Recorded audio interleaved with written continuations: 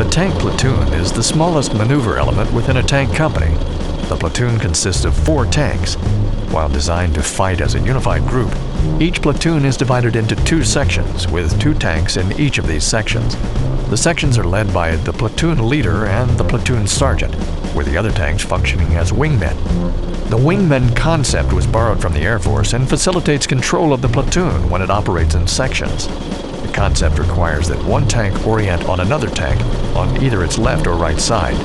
In the absence of specific instructions, wingmen move, stop, and shoot when their leaders do. Formations are used to establish tank positions and sectors of responsibility during tactical operations. They are not intended to be rigid, with vehicles remaining a specific distance apart at every moment. There are 6 basic movement formations platoons use. The line formation provides maximum firepower forward. It is used when the platoon crosses danger areas and is provided with overwatch by another element, or when the platoon assaults enemy positions. The wedge permits excellent firepower to the front and good firepower to the flanks.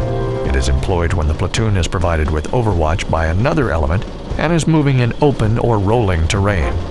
The V formation provides excellent protection and control, but limits fire to the front. This formation is used when terrain restricts movement or when overwatch within the platoon is required. The echelon formation permits excellent firepower to the front and to one flank. It is used to screen an exposed flank of the platoon or of a larger moving force. The column provides excellent control and fire to the flanks, but permits less fire to the front. It is used when speed is critical, when the platoon is moving through restrictive terrain on a specific route, or when enemy contact is not likely. The staggered column is a modified column formation with one section leading and one section trailing behind to provide overwatch. The staggered column permits good fire to the front and flanks. It is used when speed is critical, when there is a limited area for lateral dispersion, or when enemy contact is possible. When the tank platoon makes contact with the enemy, the platoon leader usually initiates a battle drill. Battle drills provide virtually automatic responses to situations in which the immediate and violent execution of an action is vital to the platoon's safety or to its success in combat. They allow the platoon leader to protect the platoon from the effects of enemy fire, to quickly mask the platoon's combat power, or to move the platoon to a position of advantage over the enemy.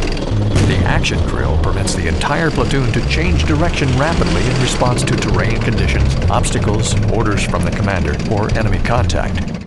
The purpose of an assault is to seize key terrain or to close with and destroy the enemy while seizing an enemy-held position.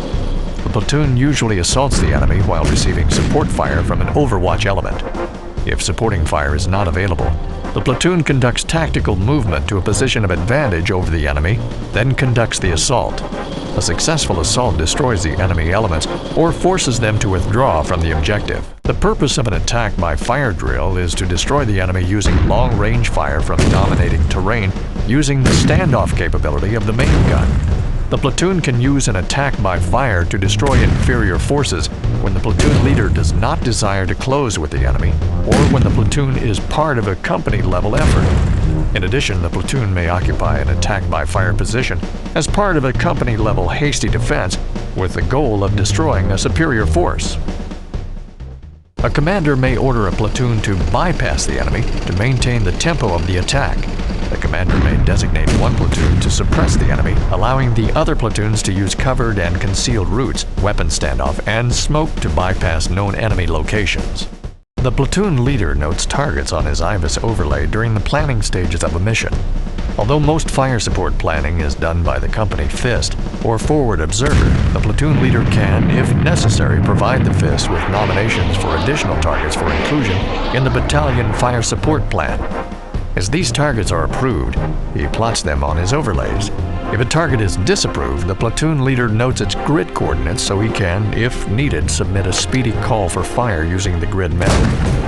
The platoon leader should plan and request artillery targets on potential avenues of approach, at choke points along the avenues of approach, at possible enemy support by fire positions, at obstacles, and in dead space within the platoon's battle space. Each artillery target should have a decision point overwatched by at least a crew or section. The decision point triggers the call for fire on a target to ensure that the impact of the rounds coincides with the enemy's arrival. The location of the decision point is based on the enemy's expected rate of advance over the terrain, the time of flight of the rounds, and the priority of fire.